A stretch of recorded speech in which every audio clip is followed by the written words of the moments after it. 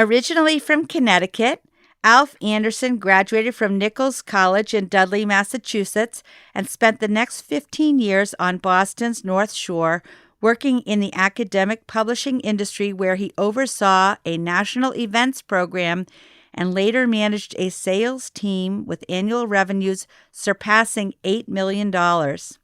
In 2013, he continued moving northward and settled in Bar Harbor, Maine, where he has since lived with his wife, Heather. Alf developed an interest in marketing at a young age and dreamed of having a career in advertising. His career started, sort of in marketing, as an events planner where he arranged hundreds of conferences and academic events for Blackwell publishers. After a few years in the role, he shifted gears to advertising sales in medical and scientific journals. With the Great Recession came a career setback and an opportunity for a career change. In 2015, the Bar Harbor Chamber was looking for someone to run their events program, and Alf put his experience in that area to use. Over the next 4 years, he took on the marketing and membership roles for the Chamber, and he has just recently been named as the Chamber's next executive director. And I personally couldn't be more proud. The Bar Harbor Chamber is a client of Marshall Communications. We have been working with them for several years, and Alf is a real delight to work with. Welcome to the PR Maven Podcast, a podcast all about growing your network and building your brand through traditional and digital networking techniques. I'm Nancy Marshall, the PR Maven and CEO of Marshall Communications. I've been strengthening brands through PR for over 35 years, and now I'm celebrating the success of executives, influencers, business owners, and entrepreneurs from all around the world, all of whom have cultivated their brands and broadened their networks through traditional and digital networking methods. Each week, I interview one of these interesting and influential individuals and provide an opportunity for you, the PR Maven Nation, to gain insights from their strategies and stories. So stay tuned for this week's episode, and thanks for listening.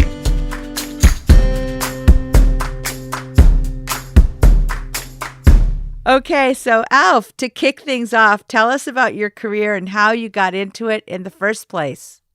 I always find that to be such a strange question to answer, because maybe it's because I've sort of been a little bit all over the place in what was my career in quotes there. But so I always say I lucked into it. So I lucked into where I landed, but it also a lot of hard work as well. So I mean, I started in academic publishing right before the turn of the century, so Y2K and all that fun stuff. Yeah. I was organizing events, sort of working in related to marketing, but it was really logistics and event planning. And but I learned a lot from the marketing folks around me, and it was a really great entry into the world of marketing. And then eventually moved into a sales role, which learned a lot there as well. Still in academic publishing, and things seemed to be going really well, rolling along in what would be my academic publishing career. And then the Great Recession, as we're now calling it, hit, and things changed a little, and got hit what now is a speed bump. At the time seemed like devastation. But the good thing is it sort of led me north from my time in Boston or around Boston up to Bar Harbor, where I eventually started working for the Bar Harbor Chamber of Commerce. And I've been there for over 4 years now, and just recently promoted into the role of executive director. So like I said, sort of a circuitous route to get where I am. A lot of luck, some hard work, and some perseverance, to be sure. Well, congratulations on your recent promotion to executive director. The Bar Harbor Chamber has been a client of Marshall Communications for many years now, and we're so delighted that you're going to be the executive director, and we think it's definitely well-deserved. Oh, great. Well, thank you for the kind words. I appreciate it. Yeah. So if you had it to do all over again, Alf, would you do anything differently? That's tough to say. I mean, I guess I would say no, but I'd just be smarter about the decisions I made, take a few more risks, especially when I was younger. I wish I had been a little bit more willing to take some chances here or there. But but I'm really glad where I've ended up. And I think the one piece of advice I would, I guess, give my younger self would be to, try to find something that really fits your passion and is personally fulfilling. Working with a community-based organization now, it's so tied into the community that the chamber.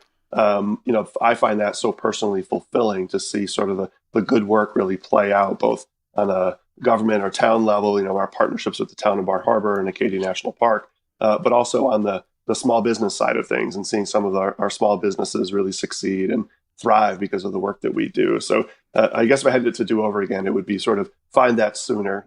So I'd, find a little bit more personally fulfilling work. Well, of course, it must be so wonderful to wake up and go to work in such a beautiful place. I mean, isn't the word Eden? It's like Bar Harbor is like the Garden of Eden, one of the most beautiful places on earth. Yeah, I mean, it was originally founded as the town of Eden, right? And they named it because of that, the gorgeous, most beautiful place they could think of, eventually renamed as Bar Harbor. But yeah, every day I drive to work or I just take a little walk downtown and I have to stop and think to myself, you're very lucky to live and work here. Not everybody gets a chance to have such an amazing backdrop to, pretty much everything, even just running errands. You look around and like, oh yeah, there's, Acadia National Park and the ocean to the other side. And it's just an amazing place to live. And I'm very fortunate. Had you been there before you started working there? I mean, did you go there growing up with your family or anything? No, so the story I've told a million times is my wife Heather, grew up in southern Maine, and she had spent time in Bar Harbor when she was in college. She's a graduate of the University of Maine, and so when one of our first getaways as a couple was to Bar Harbor, and we stayed at one of the nearby towns and went for a visit and spent the did all the great touristy things and had lobster on the water and took a hike in Acadia and drove to the summit of Cadillac Mountains. We did all the iconic things in Bar Harbor and Acadia, and it was just amazing. Of course, right? I loved it. I fell in love with the place, but we didn't go back for 6 or 7 years because we were traveling everywhere else in the world. So eventually, she was looking for a new job, and she was offered a position in Bar Harbor. And at the time, I was pretty flexible in what I was doing, so I said, "Sure, I've been there once. Let's pack up and go." And so I had been to Bar Harbor once, and we decided to take a chance and move north and live just outside of a national park. So it sort of worked out as a little bit of a fairy tale for us, but definitely didn't have a lot of ties to Bar Harbor before that. But I sure do now. Yeah, exactly. And it is the kind of place that many families have been going to for generations, and even some very prominent families like the Rockefellers, for example, right? I mean, that's part of the allure, I think, of Bar Harbor is all of the family history that's there. It's absolutely true. I mean, the Rockefellers, the Vanderbilts. I mean, some of the homes that are standing that were once occupied and owned by some of those great American families is just part of the whole experience. Sure, there's the national park, but there's also sort of the sightseeing of those great places, and just to think about some of the people that have walked the shore path before, and it's a great sort of mix of everything, the history and nature, and it just all works really well together. Yeah, well, you mentioned the shore path. I'm going to be in Bar Harbor for the next couple of days, and I'm really looking forward to walking that shore path. I just love walking it, and of course, I can't help but take pictures and post to Instagram. And I mean, it's just so Instagram worthy. Yeah, no doubt. And one of my favorite things about the shore path, it's like literally one of my favorite places in town is to just walk the short path. It's a nice short walk, but there's always plenty of dogs too. So Bar Harbor's such a dog friendly place. People love to take their dogs out for walks on the shore path, and so you get to see the beauty of nature and also scratch some dog ears too. Yeah, it's nice. It's very nice. So, can you give me an example, Alf, of how PR and social media have helped to advance you personally or the Bar Harbor Chamber of Commerce? Yeah, I mean, I think it's well, I would say more the Bar Harbor Chamber. I'm not overly active personally on social, but the chamber for sure takes advantage of the great work that Marshall does in our PR program, social media programs. We really focus on engagement, especially on social media. We're really trying to create brand loyalists. People that will do the work for us after, like, right. You see some great photos on our site. You might have experienced that at a previous visit, or you might be planning your visit, and now that's part of your agenda. And we hear from people day in and day out. This was our vacation. I remember this spot, that the photo you're sharing. So we really work hard to create and cultivate those brand loyalists, and it's really benefited us in a great way, because as a membership organization, we rely on our members to sort of allow us to do the work that we do, and by being able to demonstrate the engagement and the love that people have of the things we're doing, and the area and the photos and all that, delivering on that value to our members is really what keeps us moving forward. So those are probably the most key takeaways for us in terms of PR, social media. It's really driving engagement to sort of create those people who love the place and keep them coming back. Well, I mean, there's a lot to unpack in what you just said, but for one thing, brand ambassadors, Bar Harbor is just such a beautiful place, and people create such memories there, memories that last a lifetime, and they just want to use their social media to share with their family and friends. And really, there's nothing better for marketing than word of mouth marketing. And if your cousin or your aunt or uncle has gone there, or your best friend, and they share their memories, and then you're like, oh, wow, I want to go there too. So I think that's, you have a great backdrop for that kind of marketing. Of course, Whitney from our office had her beautiful wedding there last year, and all of us from Marshall Communications luckily were invited. And yeah, I mean, we just were sharing constantly throughout the wedding weekend, and it was just such a great and beautiful time. So Yeah, I'm glad exactly. Whitney. I mean, it's I'm glad Whitney chose Bar Harbor for her wedding and invited us all.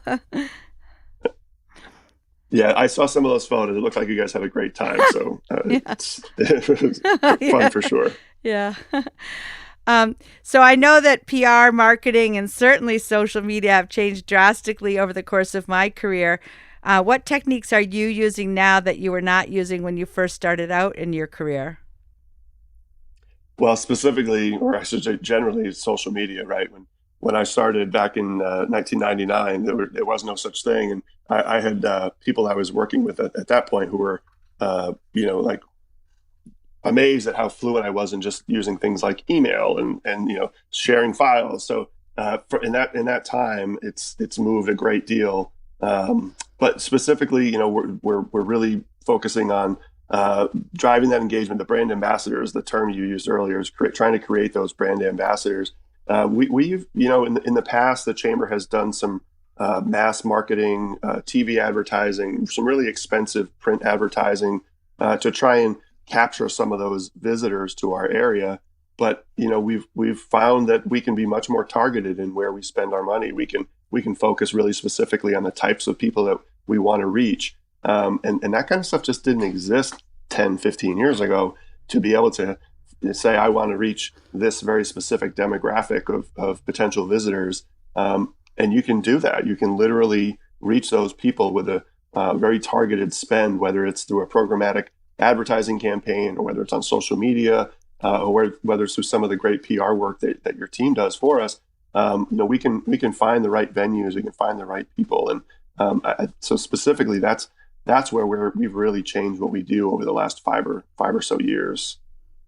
Yeah, I mean, you talk about demographics, and of course, one of the things you can do with social is target people that live in a certain geographic area, certain age range, certain income. But then there's also the psychographic. So, you want people that enjoy outdoor adventure, or, food, or a specific kind of food, seafood, or, boat cruises or hiking. So it's not only the straight demographics, but also the type of person within that demographic. Because, I mean, you could have a 50-year-old person who makes $50,000 and lives in Newton, Massachusetts, but that person might like to go to inner city tourism destinations as opposed to beautiful outdoor destinations. So you want to dig even deeper. And another great thing I think about social targeting is lookalikes. So you can take the people that already are following you and look at your brand ambassadors and say, hey, social media, like whether it's Facebook or Instagram, give me people that look just like these people that are already engaged. So yeah, those kinds of techniques certainly did not exist, as you say, in the last century. Exactly. And yeah, I know one of the lessons that I learned from one of my most influential bosses back before I had my own business was, to really take advantage of all of the technology that is available to us now in marketing. And I feel that, I've always tried with my agency to stay on top of all of that. Because if you just sort of dig your heels in and say, oh, I just want to keep doing what I've always done, then you're always going to get the results that you've always gotten, which might not be that great. No, it's absolutely true. And we apply that at the chamber, personally, like I don't use a lot of the social media. I don't use Snapchat or TikTok or any of those kinds of things, but we evaluate those things on a pretty regular basis. Is this something that we want to apply? Is this something our audience is looking for? And if we find it's valuable, we'll start working on something like that or start applying it. But it's important, like you said. I think it's a really great lesson to take with you. And is if you're not adaptable, you're probably going to get left behind. So you got to be able to roll with the punches. Yeah, and it's interesting you mentioned Snapchat and TikTok because some of that applies again to the demographics and psychographics. For example, Facebook is not used anymore by millennials and younger generations because all of us older people have kind of ruined it for them. But, if you are targeting grandparents, I mean, a lot of grandparents are using Facebook because that's like how they do connect with their grandchildren. And if you want to target younger people, certainly Instagram and Snapchat and TikTok are the way to go. So I think as people are determining their social media strategy, it's important to look at who you're trying to attract. And also, it's also important, I think you'd agree, like to only embrace the number of platforms that you can reasonably manage. So I always think it's better to go deep than broad. So rather than say, hey, we're going to do Pinterest, or we're going to do Instagram, Facebook, Twitter, all the different social networks, it's better to choose a few, at least when you're getting started, and really engage in those, because it's nothing worse than having some horrible comment on a platform that you don't check, dangling out there that you can't respond to. Yeah, I agree 100%. We try to keep it to the ones that we're good at and that our users and visitors are engaged with. And I think you're right. It's better to do a few really well than to do a bunch of them not quite so well. And so right now we're not looking to do any of those, any like Snapchat or anything like that. But if it does change, if the demographics do change, we might need to sort of shift our focus there. But for now, I think we're going to stick with the ones for the reaching the grandparents, like the grandparents and the parents like myself. And where do you get the most engagement, Alf? So probably Facebook for sure. We get the most engagement and comments and shares. But our Instagram channel has been growing much faster over the past 2 or 3 years. I know that's part of the market has been sort of shifting that way too. But I think it shows the maturing of the millennial age demographic, right? So I know a lot of folks still scoff at millennials and they sort of think of teenagers in the back seat, but realistically, millennials are now in their 30s and have kids of their own, some of them. And that is why I think we're seeing a lot of that growth in Instagram, because those are visitors now. Those are people who have careers and are taking their families on vacations, and they want it. they're engaged, sharing photos just like everybody else on social media. So we've been seeing a huge growth in Instagram in the last 2 or 3 years, but still Facebook is probably our number one. Right. Yeah. Well, definitely. Again, if you're promoting a destination that has so many beautiful features, it makes sense to leverage Instagram for sure, and Instagram Yeah, the photos stories. sort of do the work for us. Yeah. Yeah. So, Alf, what have been some of the obstacles to success in your career, and how have you overcome them? Well, do recessions count as obstacles? Because Yeah. that Yeah. was Definitely. the biggest one. I think I mentioned it earlier. I thought I was on a pretty straight upward trajectory in terms of my career, and the recession hit, money got tight, and middle management gets released. So I found myself trying to find my next step forward, and it took me a good 2 years to kind of figure out what it was I was looking for. And I ended up, I went from working to leading a sales team with a $8 million a year budget to I was literally working at Trader Joe's and cashing people out with their groceries. And I don't mean to make that sound like it was a hardship on me or it was, beneath me in any way. It was actually one of the most rewarding work experiences I've ever had. And I think one of the things I took away from I cite my 6-month stint at Trader Joe's all the time, because if you've ever shopped there, you become a brand ambassador of Trader Joe's, right? People love shopping there. You get that positive experience, and I've taken a lot of that with me. And I think to sort of answer the second part of your question, how have you overcome those obstacles? It's been keeping a positive attitude and remembering what's good in my life and taking that stuff forward. So when I had to sort of figure out what my career was going to look like going forward, I just always remember I'm very fortunate. I have good things in my life. I have a wife who loves me, a family supporting me. And we moved to one of the most beautiful places in the world in Bar Harbor. And I sort of found my footing there. It took me a couple of years to really get moving. But now that I'm working at the chamber, I found something I absolutely love doing. And I really appreciate every day of it to be able to go to work, supporting the local business community, the folks that live in this amazing area. And so I think it's just, for me, it's just always remembering the good things and trying to keep, looking forward in a positive way and not looking back at some of the negatives. I totally agree with you about feeling grateful and the power of gratitude. And I'm glad you brought that up. And also the Trader Joe's thing. Everybody in our office is a big fan of that. Is it the special kind of salt? What's this salt? Everything but salt, or I don't know.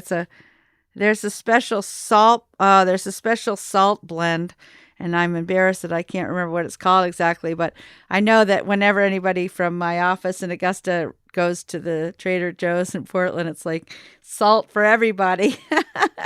So anyway, yeah. But everybody has their favorite Trader Joe's product. Yeah, and it does have kind of a cult following, which I think is so cool. Definitely like a Trader Joe's nation. And I like the newsletter that they send out, because they send out a sort of an old-fashioned newsletter in the mail, which is so unheard of. It's like, wow, something in the mail from Trader Joe's, and has recipes and stories and it's cartoons. It's really a cool piece of direct mail. So I like that. It's sort of retro. Yeah. So we're going to continue our conversation with Alf in just a moment. But now I'd love to invite everyone listening today to be part of the first anniversary celebration of the PR Maven podcast. And Alf, I hope you'll come to Portland on September 25th. We're going to have a party, and it's going to be at Rising Tide Brewery. So we're celebrating our first successful year. And the most successful podcast so far has been Lieutenant Tim Cotton from the Bangor Police Department, who is brilliant at Facebook posting. He has, talk about a brand following. I mean, Tim Cotton just he has all of these people who just listen or read his every word and like and share and engage and comment. So he has mastered the Facebook thing, and he's been quite contrarian because everybody said, oh, you should always post short things and make it visual. And many days, Lieutenant Cotton just posts these long diatribes, just all words. But Hmm. he's such a witty writer, such a good writer, that people read every word that he writes. And so I'm going to be doing a live interview with Lieutenant Cotton in front of an audience at this party. And of course, we'll have beer from Rising Tide and lots of good food. And I'm just so excited about it. And it's coming right up. It's hard to believe. So anyway, if anyone listening, a part of PR Maven Nation, wants to join us, just join the Facebook page for PR Maven Nation. It's a group, and you'll be invited to the party, and it's in Portland, Maine. And actually, speaking of PR Maven Nation, we're going to be giving away one of my books, which is called PR Works, and one of our famous things to do today pads. And anyone who wants to win a copy of the book and the pad should go to prmaven.com/giveaway and enter today. You could be our next winner. So we'll be back with in just a moment with Alf Anderson from the Bar Harbor Chamber of Commerce.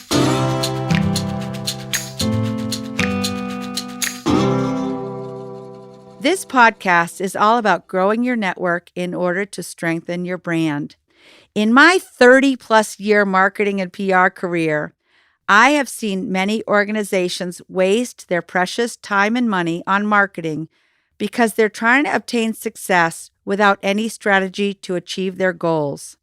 So many organizations and companies suffer from what I call the shiny object syndrome, trying every new fad that comes down the pike. That's why I created the Marshall Plan 15 years ago. We have done over 100 of these plans for clients, helping them to get out of their day-to-day routine to identify their goals, solidify their brand story, focus in on their ideal customer avatar, analyze their strengths, weaknesses, opportunities, and threats, and create a realistic budget and measurement dashboard. We create the Marshall Plan collaboratively with our clients over the course of 3 months. We have a 65-step process to create a highly customized, actionable plan. And it's not like we come in and say, we are the consultants from away and we know everything. Instead, we come in and say, let's sit down at the table with your leadership team and we'll bring our expertise in what's working in PR and marketing. And our client team brings their knowledge of what's working in their organization. And together we come up with a really amazing plan. For many, it's been a transformative process. I have watched how teams have come together and their faces light up because they have such a sense of accomplishment and they're so excited about the future of their organization. We help our client figure out the best way to implement the plan, sometimes using people within their organization and sometimes with our help. We would love to chat with you about how you can expand your network and achieve your marketing goals with a Marshall Plan. Go to marshallpr.com/MarshallPlan to learn more about the process, or better yet, send me an email at nancy@prmaven.com and we'll set up a time to talk and get started. And now back to our conversation.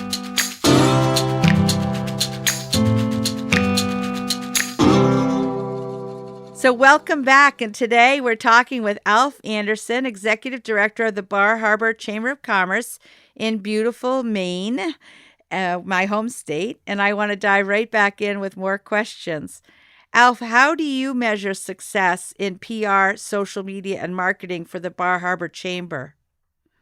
Well, I'm fortunate to have the great team at Marshall Communications do most of the actual measuring for me. But the key for us, because we're a membership organization, the key is always delivering value to our members. So that's job one for us, is make sure that whatever we're doing is valuable to our members in terms of driving guests to their restaurant or visitors to their website or social media platforms or whatever it might be. So for us, we use basic metrics and including social media followers, engagement on social, web traffic on our site, but also even more important is like how much of that traffic on our channels and website it delivers traffic and actual guests to our member businesses. So we launched a new website in sort of middle of 2018, and that traffic has really this year has increased by over 30% so far year to date. And we feel like the work we put into that, the work that everyone's doing on social media, has really started to deliver increased value for our members who are invested in the work that we do. And that's really what it comes down to for us. So if we're succeeding, it should translate into success for our members as well. Well, I love the fact that you launched a new website, and it is a beautiful website. And I do think that, again, we were talking about how things have changed over the course of our respective careers. And, you can learn so much from the traffic, how people visit your website, how they move through it, how long they stay on pages, where they're coming from. I always find that fascinating to see sometimes like the most obscure referral sources for a website. And, again, we talked about lookalikes with social media targeting, but it's like, hey, this is working. Let's do more of this. And wow, this page, nobody's looking at this page. So let's either get rid of it or let's make it better. And so I feel badly for any business or organization that doesn't take the time to look at their Google Analytics. And I know it sometimes sounds a little overwhelming and seems time consuming, but it's the best focus group you could have, like on a day-to-day basis, is just seeing the way people are using your website. So. Yeah, I actually, because of the value of analytics, I actually set myself a calendar, like a standing appointment just for myself every Monday morning at, I think, 10 o'clock to check our analytics. And just, you don't see a lot of shift in a week's time, but it sort of reinforces, for me anyway, the importance. Every week I want to take a quick look at things and make sure if something has changed, like, be able to look at it pretty quickly and maybe make some changes if necessary. But to me, it's really important to keep an eye on those things. Yeah. And I mean, again, with working with public relations and media relations, if you have a story on CBS Sunday Morning or the New York Times or USA Today, there may be a story or there might even be a reference that you don't know about. And all of a sudden, thousands of people are coming to your site. So that's something that you might not even be aware of unless you are checking. So again, there's so much to be learned from seeing those kinds of patterns. It's almost a shame if you don't pay attention to it. It really is. So, Alf, most successful people have a network of fans and followers. I created PR Maven Nation so that I could have a network of fans and followers. But so either online or in person or both. Tell me how you have built your network of fans and followers, and has it been a conscious goal or has it happened on its own? Well, how we built it, I'll put it succinctly. Acadia National Park helps. Yeah. Having a national park in your backyard really does help build that network of fans and followers. But then there's a lot of work that goes into sort of maintaining that network and delivering value to those people, those followers, people who are, who want to, whether their vacation might have been last week or 6 years ago, but they're following us so they can, be reminded of that trip or their next trip. Like they can see, okay, this is the place I can't wait to get back to. So for us, it's great to sort of curate that network through our social media channels and on our website. But ultimately, for us, the goal, delivering value for our members, we do that through providing a great visitor experience, and that happens both online and in person. So we answer questions online 24 hours a day. If they're there, we engage with people who are commenting on our social channels, and then in person, we've got 2 visitor centers, on certain days we've got a third one open as well, where we're meeting people face to face and answering their questions and providing positive ideas for them. And addressing concerns they might have. And it all comes down to delivering that great experience so that when they do, if they're not here, if they are still planning that next trip or they've just gone home, they'll remember what a great time they had. I just got a comment from somebody on Facebook yesterday who a month ago reached out and said, could you recommend a sightseeing tour? And we sent him a couple of suggestions. Well, he's now taken his trip and he sent a note yesterday that said, I can't thank you guys enough for the suggestions. We just got back from Acadia and Bar Harbor. We had the best time, loved it so much. Everybody was so nice. We can't wait to come back. And that's the kind of experience we want to cultivate day in and day out. And I think we've done a pretty good job of that. Yeah, I would absolutely agree. I mean, it's great to have a beautiful natural setting, but then when you add on top of that really friendly people and, human beings are social beings. So in order to have a great vacation experience, you want to have, face-to-face interaction with people. And, there's actually hormones that transmit between people live and in person when they're standing face to face that make you feel happy, and serotonin and oxytocin, which are like calming and happiness hormones, and you can't replicate that on social media. I mean, just clicking and commenting and sharing is great, but there's nothing like face to face, and that's really the whole platform of this podcast. And one of the reasons why I wanted to create it in the first place is that I feel that as marketers, we need to do both. We need to interact online, but the ultimate goal is to get people face to face with you. And I'm so glad that you have, sometimes 4 visitor centers where your visitors can actually talk with a local person and get that kind of local advice, mouth to mouth, so to speak. There's nothing like that. Nothing For to replace that. Yeah. So, Alf, how has your network helped you to advance your career? I mean, in Bar Harbor, obviously, you've created a network of local business people, the chamber members, and they obviously saw your potential, and that's part of the reason why you recently were promoted to executive director.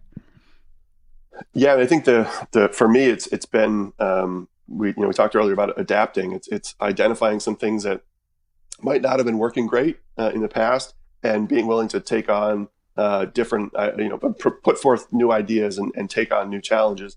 And I think our members and our board members saw that I was willing to evaluate these things and do the things that would move us forward in a different direction. And I think that's sort of what's allowed me to grow, especially at the chamber. Gaining the trust of our members, knowing them personally, and them having the faith in me to make good, smart, well-researched decisions that will help drive not just the chamber. I mean, the chamber is a vehicle for our members, and if our members, like I said earlier, if our members are succeeding, the chamber is succeeding, and vice versa. So I think it's really been that sort of willingness to be open-minded and try new things, and of course having them work and be successful is important too. And that sort of delivered that trust and respect from our members. Right, exactly. And right now we're talking in August, which is pretty much peak season for you, but I'm sure one of the things that you've worked on is building those shoulder seasons and getting more people, more visitors coming to extend the season of your businesses. Yeah, I mean, so the story goes, it used to be that Bar Harbor was, they turned the lights on Memorial Day weekend, then turn them off on Labor Day weekend. Huh. And that's just simply not the case anymore. You can come any time of year and have a great experience. But the season, a lot of we still do have some seasonal businesses that, that close their doors for part of the year. But that is really extended to early May, some cases mid-April for some businesses, all the way through to second or third day of November. It's really extended beyond those original walls, and that's a lot of that work is due to concerted effort by the Chamber of Commerce, the town of Bar Harbor itself, and the business community that really wants to see opportunity year round. So those shoulder seasons have now been built up, and we're now working. My goal is not to bring more people to Bar Harbor in July and August, because we're doing pretty well there. And my job now is to try and get people to Bar Harbor in, say, December or February, when like I said, you can have a great experience in Bar Harbor and in the national park that time of year. But people don't necessarily know about that. So that's where we're really trying to get the word out for, that wasn't even a shoulder season before. That was just like the off season or the dead season. Dead season, yeah. Now it's in play. Now there's an opportunity for a business to be open in January through April and really do some good work. Well, something that I have never done there but would love to do is Nordic skiing. I'd love to be there someday. I mean, I can picture it in my mind how beautiful it would be to go cross country skiing, along the ocean there. And so, looking forward, that's something that I want to plan to do. So I think, yeah, Bar Harbor in wintertime, I think there's a lot of allure to that. Yeah, for sure. You should come on up. We'll take some photos and put them on Instagram. Okay.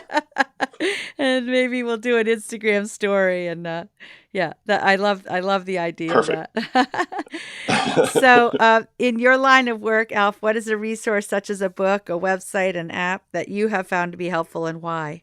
So I'm embarrassed that the answer isn't books or a book. But I've never been much of a self help book reader.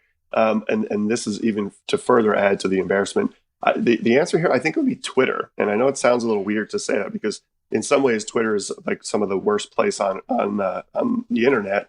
But what I find valuable in Twitter is that it's the fact that it's instantaneous, and you can find all kinds of information, whether good or bad. But in terms of travel and tourism, you can get instant feedback with visitors, who are either on the ground or on their way here or just leaving here. It's a great way to engage. And I've learned a ton from people on Twitter sharing articles or ideas that I probably never would have found if I wasn't engaged with them as a fellow Twitter user. So I wouldn't necessarily advise anyone to dive into Twitter if you're not familiar in terms of like politics or anything like that. But for tourism and finding people that have similar interests, I found Twitter to be a really valuable tool. Well, and from a public relations perspective, Twitter is like a secret weapon because most journalists use Twitter for the very reason you're talking about, because there is so much, it's so highly searchable, and you can find out information immediately. There are people out there tweeting things, in real time.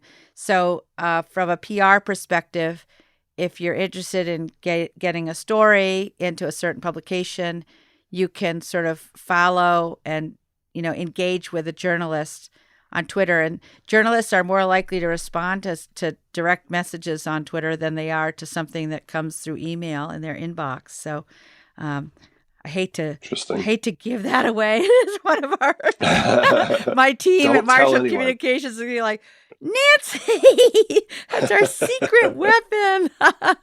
But I am putting it out there for all of PR Maven Nation to listen to and try it out. So, Alf, what would be one piece of advice that you have for someone who's just starting out in their career?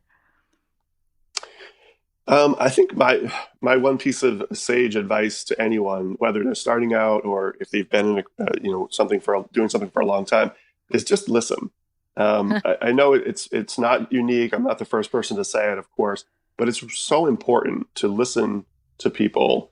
And I think listening skills are something that just haven't, in a lot of ways, have just kind of fallen by the wayside. People are always thinking about what am I going to say next instead of listening to what this person or this group of people have to say. And I've also found that you might surprise some people if you're around the table, not the one who's chiming in every 2 or 3 seconds or every couple of minutes. You're listening and absorbing, and then eventually you do share something. People will listen, and they might actually value what you're saying more than if you've been talking and sharing the entire time. Now, of course, if you have important things to say, speak up. But I think listening skills are one of the most important things that I try to be an active listener in every meeting, in every instance that I can, and I think it's really important for people, especially starting out. You don't have to be shouting ideas at all times.